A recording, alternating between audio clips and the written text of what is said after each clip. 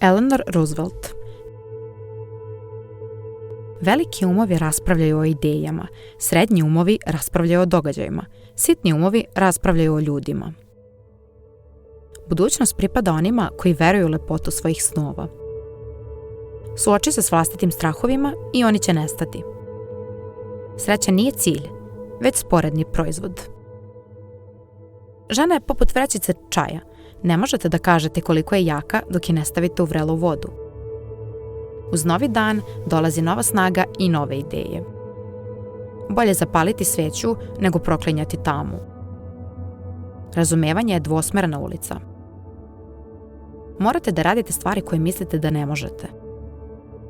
Tokom svog razvoja otkrijemo ko smo zapravo i tada donesemo odluku za koju smo odgovorni. Odluku donesite zbog sebe, jer nikada nećete živjeti tuđi život. U svakom je odnosu najvažnije ne ono što dobijate, nego ono što dajete. Nije fair tražiti od drugih da urade nešto na što vi niste spremni.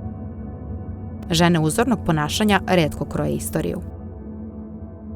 Život treba živeti, a znatiželju moramo održavati. Teško je podneti neuspeh, ali još teže nikada ne pokušati uspeti.